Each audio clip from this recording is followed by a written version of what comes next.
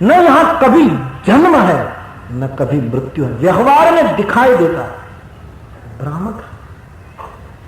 सूर्य को पूछो कि तुम्हारा उदय हुआ, तो सूर्य कहा नहीं मैं तो हूं ही, उदय कैसा। और सूर्य अस्त हो जाए और आप कहोगे कि तुम अस्त हो गए, तो सूर्य कहेगा कि नहीं मैं अस्त हुआ ही नहीं, मैं तो रहा ही। तो बोले आप कहां था, बोले कहां थे, तो कहेगा मैं अमेरिका चला गया, अस्त नहीं हुआ। मृत्यु और जन्म भ्रामक शब्द है। शरीर छोड़ता है जीव, मृत्यु कैसी यहां, शरीर बदल। भगवान राम जी कहते हैं, मैं तो उसके बल पर बोल रहा हूं। सो तनु तब आगे सोवा। बाली की पत्नी के सामने भगवान रामभद्र कहते हैं कि तुम किसके लिए रो रही, यहां किसी की मौत नहीं होती है।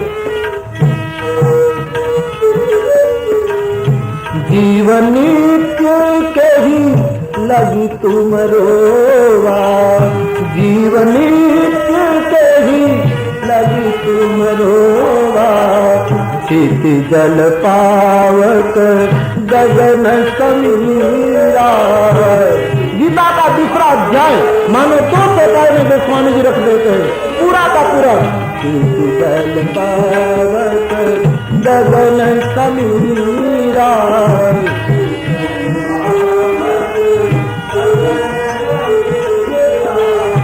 पंचरति अधम शरीरा।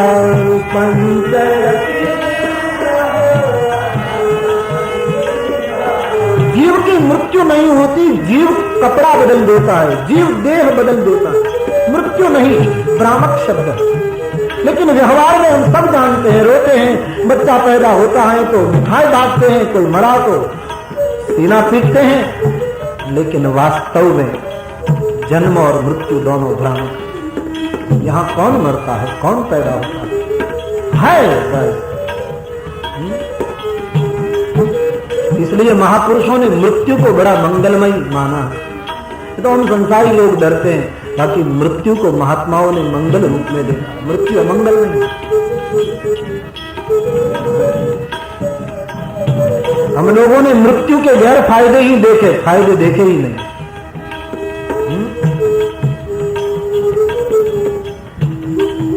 कोई चीज बाजार में बिकती है तो लोग विज्ञापन करते हैं ना कि ये चीज खरीदोगे तो ये फायदा होगा, ये फायदा होगा, उसमें ये है, ये है, और विज्ञापन और ये सब फायदे देखकर लोग खरीद लेते हैं। तो वैसे आप मृत्यु के फायदे सुनोगे तो आपको भी इच्छा हो जाएगी, जल्दी मरे। जैसे सत्यनारायण की कथा की महिमा हम सुनते हैं तो इच्छा होती है कि सत्यनारायण की कथा जिसने करवाई उसको ये फायदा हुआ, ये फायदा हुआ, तो चलो हमारे घर में भी सत्यनारायण का पूजन करना। वैसे मृत्यु की महिमा एक बार यदि हम लोग ठीक से समझ लेंगे तो मौत से प्यार करने की इच्छा होगी जरूर। मृत्यु के गैर फायदे चंद हैं, फायदे बहुत हैं।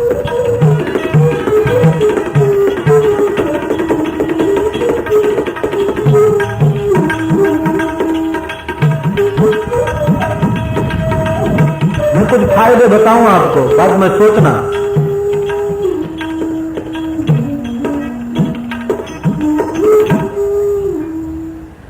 सबसे पहला फायदा मृत्यु का यह है कि हमको पाप से बचा लेता है। मृत्यु नहीं होती तो दुनिया में कितना पाप बढ़ जाता। आप सोचिए, रावण और कंस की मौत नहीं होती तो दुनिया में पाप की कोई सीमा नहीं। मृत्यु का प्रथम फायदा है जो पाप से हमको बचा देता है। आज तक हमने पाप किया, लेकिन मृत्यु का बड़ा उपकार है कि हम जैसे अधम को पाप से मुक्त कर दिया। बिना मृत्यु पाप से मुक्ति कोई विशिष्ट व्यक्ति को ही मिलती है। तो प्रथम फायदा है, पाप से मुक्ति दिलाता है मृत्यु। दूसरा फायदा,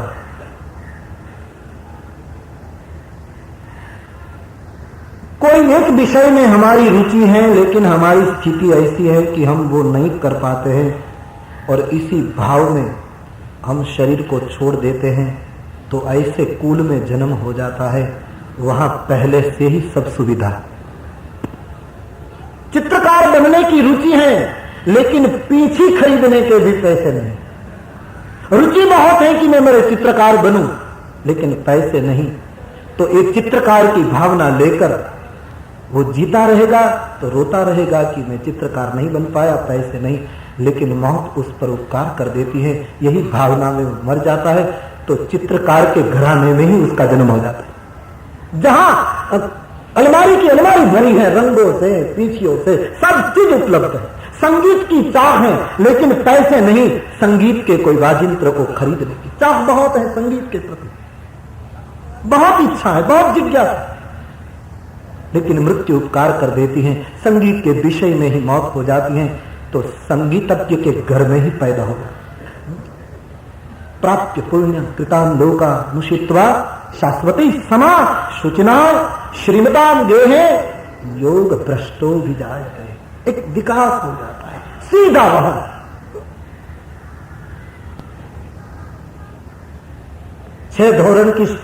छह कक्षा की स्कूल है, वहां तुम्हारा लेसन पूरा हो गया, और वही गांव में 7वीं श्रेणी नहीं है, दूसरे गांव जाना है तुमको, तो वहां पहले से पढ़ाई नहीं शुरू की, सीधी 7वीं श्रेणी। यहां 6 पूरा कर लिया, अब सर्टिफिकेट लेकर जाओगे सीधी 7वीं कक्षा।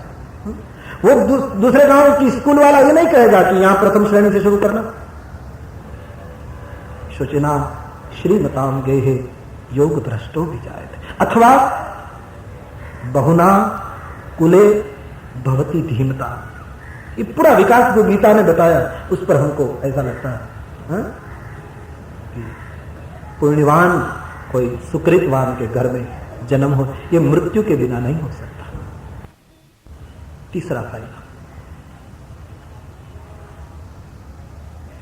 भूतकाल पर मृत्यु पर्दा डाल देता। यदि भूतकाल को मृत्यु के माध्यम से भुलाया नहीं जाता तो इस संसार की व्यवस्था बहुत बिगड़ गई होती, उसकी कल्पना करना कठिन है। सोचिए,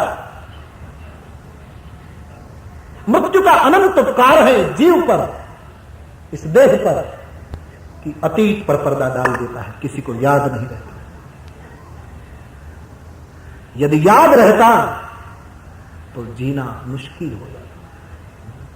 एक शेठ भोजन कर रहा था, उसकी पत्नी, दोनों युवान थे, एक छोटी सी बच्ची थी, लड़का था, बालक था। तो शेठ के कंधे पर बैठता था, कभी टोपी खींचता था, कभी ये करता था, कभी ये, और पत्नी गरम गरम रसोई बनाकर परोसती थी, और दोनों विनोद कर रहे थे, और बालक भी आनंद में, बड़ा प्यारा सुखी संसार था उसका, हंस रहे थे, विनोद हो रहा। इतने में एक जैन मुनि निकला, मैंने सुना, और देखते ही जैन मुनि ने हंस दिया। शेठ भोजन कर रहा है, पत्नी परोस रही है, बालक को प्यार दोनों कर रहे हैं। जैन मुनि हंस दिया और चला गया। शेठ जी ने सोचा कि मुनि क्यों हंसा, लेकिन भूल गया। दूसरे दिन शेठ पीढ़ी पर बैठा था, आगे सब मुनीम और उसके ऑफिस चलाने वाले लोग बैठे थे वहां। उसके बाद सेठ, लेकिन बाजार में क्या हो रहा वो देख सकता था। तो एक कसाई एक बकरे को लेकर कसाई घर ले जा रहा था, तो मुनीम ने कहा कि भाई इसको छोड़ दो, हम नहीं जाने देंगे कसाई घर। बोले मैंने 5 रुपये में खरीदा है, तुम 10 रुपया दे दो तो मैं छोड़ दूं। तो मुनीम को दया आ गई, कहे लो 10 रुपया छोड़ दो। तो ये बकरा उसके जो ऑफिस का जो स्थान था उस पर चढ़ गया, बचाने के लिए 10 रुपया दे दिया। शेठ ने भीतर जाकर मुनीम को कहा कि ये तो रास्ता ही ऐसा है, कई लोग बकरे लेकर निकलेंगे, तुम किसको दोगे पैसे, कैसे बचा पाओगे, तुमने 10 रुपया बेकार दे दिया, इसको बचाना ठीक नहीं, यहां तो लोग निकलते ही रहेंगे, हम खत्म हो जाएंगे। डांटने लगा। इतने में पुनः जैन मुनि निकला और हंस दिया। शेठ को शंका हो गई कि मामला क्या। गए उपाश्रय में और मुनिश्री को मिलकर कहा कि कल मैं भोजन कर रहा था, उस वक्त भी आपने हंस दिया, और आज मेरा मुनि बकरे को छुड़ा रहा था, उस वक्त भी आपने हंस दिया। बात क्या है? बोले सुनने में फायदा नहीं शेठ, तुम भूल चुके हो वही अच्छा है। बोले नहीं बताइए। संत पहुंचा हुआ था। शेठ ने बहुत आग्रह किया कि बताओ और मुनि ने कहा कि परेशान हो जाओगे? बोले नहीं, बताओ। बोले तुम्हारा बालक तुम्हारे कंधे पर बैठकर, यानी तुम भोजन कर रहे थे और बालक खेल रहा था और तुम आनंद विनोद में, तो मुझे हंसना इसलिए आ गया कि ये तुम्हारा 3 साल का बालक और कोई नहीं है। तुम्हारे घर के सामने जिसका घर है ना, वो पड़ोसी 3 साल पहले मर गया, याद है? हाँ, इस पड़ोसी की वासना तेरी पत्नी में थी और तुम्हें पता नहीं कि इस पड़ोसी का तेरे घराने के साथ गलत व्यवहार था और वो मर गया, उसकी वासना अधूरी रह गई। तो तेरी पत्नी के प्रति जिसकी आंख में कामना थी, वो आज तेरा बेटा बनकर आया है और तुम उससे प्यार कर रहे हो। तुरंत बच्चे को लेकर सेठ जी ने फेंक दिया, ये तो मेरा दुश्मन है। बोले मैंने कहा था कि अतीत को जानने में फायदा नहीं, संसार की व्यवस्था बिगड़ जाएगी। आंख में आंसू आ गए सेठ को और कहा कि ये बकरे वाली बात। बोले ये बकरा नहीं, तेरा पिता है। 1 साल पहले, यानी कुछ समय पहले उसकी मौत हो गई और वो बकरे के रूप में आया और तुम उसको ही कसाई घर भेज रहे, पैसा नहीं देते। रोने लगा। मैं केवल यही कहना चाहता हूं कि मृत्यु का उपकार है हम पर कि जीवन की घटना पर पर्दा डाल देता है। यदि सब घटनाएं याद रहें तो जीना मुश्किल हो जाएगा। किसके साथ क्या संबंध था क्या पता, बड़ी व्यवस्था बिगड़ जाती है। ये मृत्यु का तीसरा फायदा। चौथा फायदा,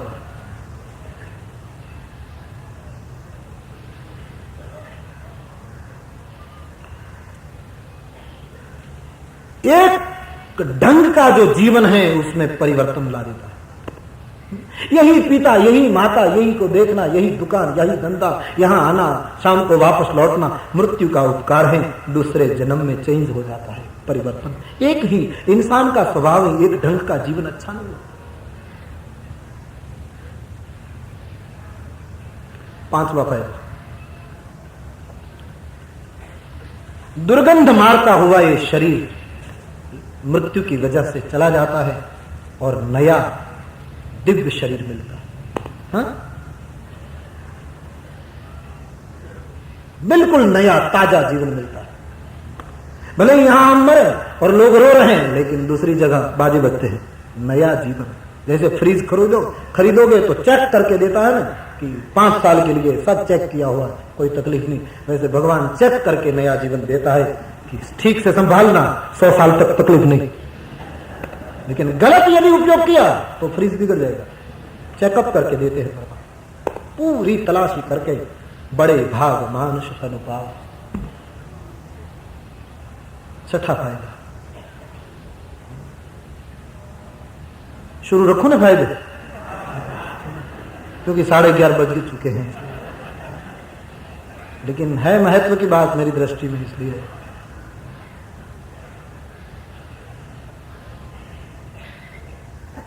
6ठा फायदा है मृत्यु का, सेक्स बदल देता है। जब तक स्त्रीलिंग और पुल्लिंग में परिवर्तन नहीं होता, तब तक अखंड जीवन नहीं होता, अधूरा है। तुम पुरुष में से जब तक स्त्री नहीं बन पाते, तब तक जीवन अपूर्ण है। और तुम स्त्री में से पुरुष नहीं। भगवान शंकराचार्य को जब स्त्री के बारे में पूछा गया तो हार गए, जवाब नहीं दे पाए। और योग साधना के माध्यम से उसने स्त्री का रूप धारण करके बाद में चर्चा स्त्री के जीवन की और पूर्णता को पा गए। केवल पुरुष ही बनते जाए तो जीवन अधूरा है। मृत्यु हम पर उपकार करता है कि कभी स्त्री बना देता है, कभी पुरुष बना, और वैसे ही जीवन अखंड पाया जाता है। ऐसे लिंग बदल देता है मृत्यु।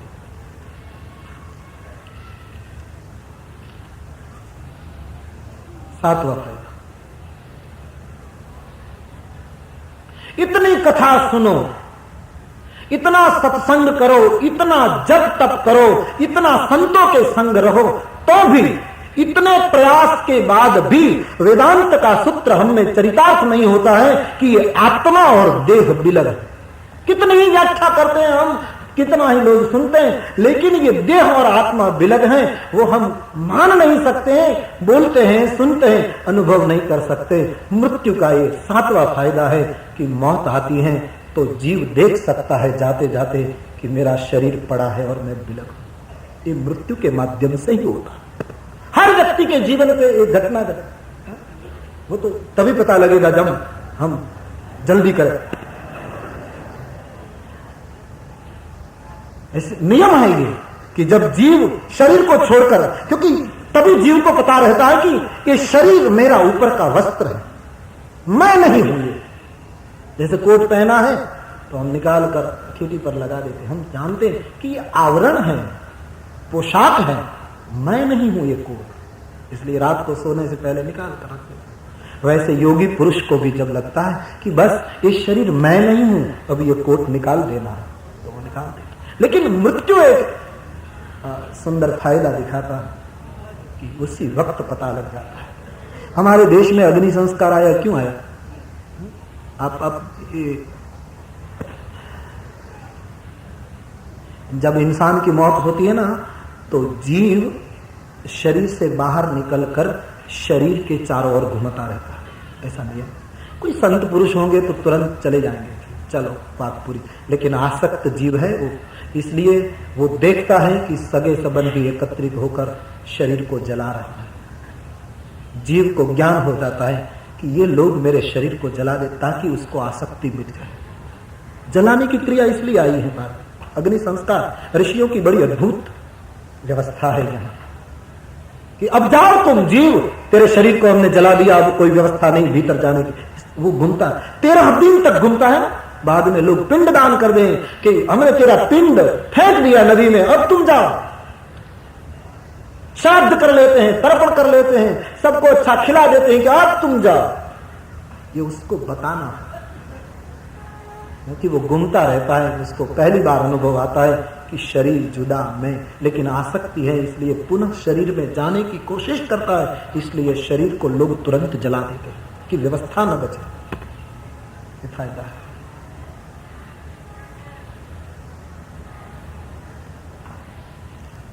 त्र्यंबकम यजामहे सुगंधिम पुष्टिम वर्धनम, बहुत अद्भुत शब्द चुना है भारतीय ऋषियों ने संध्या पूजा में। और आप सब जानते होंगे इस मंत्र का उच्चारण करना होता है, मृत्युंजय कहते हैं जिसको। उर्वारुकमिव, क्या क्या दृष्टांत लाया है ऋषि।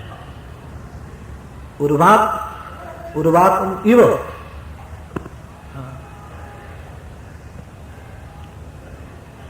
उर्वाक ये शब्द जो है उसका अर्थ है, आप क्या कहते हैं, हमारे गुजराती में तरबूज कहते हैं। हाँ, तरबूज कहते हैं।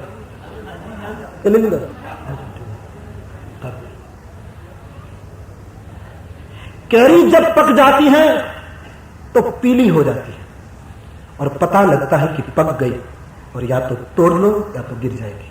लेकिन तरबूज पकने के बाद भी हरा रहता है, पता नहीं लगता कि पका या नहीं।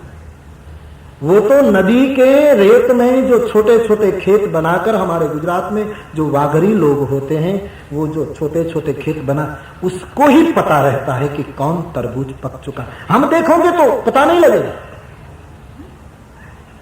और आपने देखा होगा कि उसकी जो बेल होती है वो बिल्कुल पतली होती है, और फल 5 किलो का 10 किलो का होता है। उसको कच्चा तोड़ेंगे तो जीवन की पूरी धारा टूट जाएगी, जो बिल्कुल नाजुक धारा है जीवन की। लेकिन उसका रक्षक जानता है ऊपर से बिल्कुल एक रंग का, कौन पका कौन कच्चा पता नहीं, और अज्ञानता में हम तोड़ने जाएंगे तो उसका पूरा बेला टूट जाता है, पूरी जीवन की क्षमता छिन्न भिन्न हो जाती है। लेकिन उसका जो मालवी होता है वो जाएगा जो पका है, सुगंधिम पुष्टिम वर्धनम, जिसमें सुगंधि और पुष्टि आ गई है, पक चुका है, उसको जब छुएगा तुरंत अपने नस से वो विलग हो जाता है। ऋषि कहता है मेरे जीवन का तरबूज भी सुगंधिम पुष्टिम वर्धनम जब ऐसे पक जाए तो उर्वा रुकमिव, इस संसार के सभी बंधनों से तरबूज की तरह जीवन की धारा टूटे ना और हम विलग हो जाए, व्यवस्था बिगड़े ना और हम आसानी से यहां से छुटकारा पा लें। और ये होता है मृत्यु से, ये फायदा है। तो कई फायदे हैं, बाद में कोई और सूझेंगे तो कभी बताओ। आज इतना है, मरने का समय आएगा तब तक तो ज्यादा आ जाएगा, लिस्ट बढ़ जाएगा, लेकिन मरने जैसा है यहां बहुत अच्छे फायदे, मरने से ही ये सब।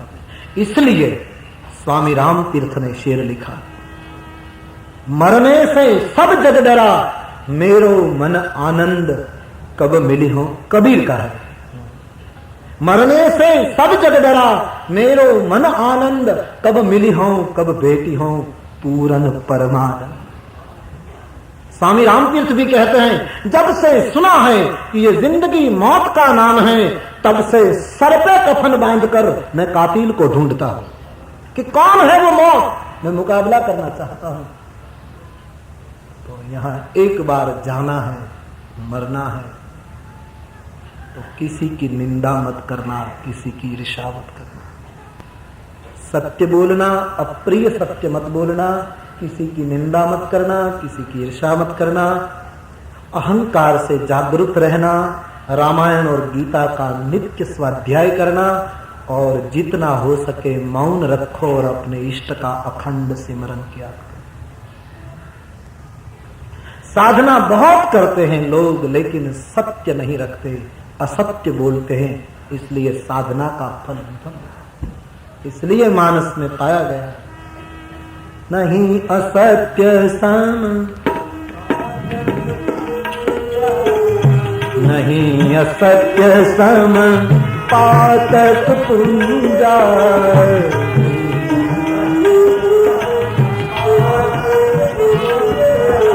गिरि सम होंगे की कोटिक गुंजा, गिरि सम। असत्य की तुलना में कोई पाप नहीं, सती झूठ बोली शिव जी के पास, महाराज मैंने कोई परीक्षा नहीं की। कछु न परीक्षा गोसाई, कछु न पर सती बोलती है, तीनह प्रणाम तुम्हारी ही नाई, तीनह प्रणाम तुम्हारी ही नाई, कछु न परीक्षा लीली गोसाई, कछु।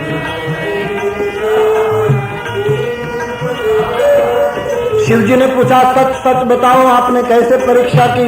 तो सती झूठ बोली, मैंने कोई परीक्षा नहीं की। भगवान को आशंका हो गई, और बाबा जी कहते हैं आंखें बंद करके भगवान शिव जी ने ध्यान में देख लिया। तब शंकर देखे उधरी ध्यान, तब शंकर सती कीन चरित सब जाना, सती जो कीन चरित सब जाना, तब शंकर देखे उधरी ध्यान।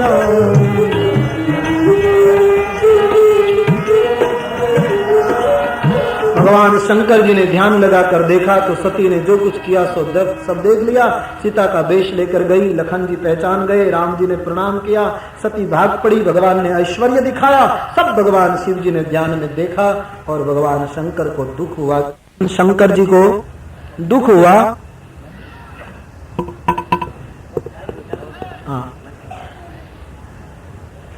हाँ, हम 2 बजे शुरू करेंगे। और श्रद्धा के साथ बोलिए, बोलिए रामचंद्र भगवान की, श्री बाल कृष्ण लाल की, सद्गुरु देव की। ओम नमः पार्वती पतये हर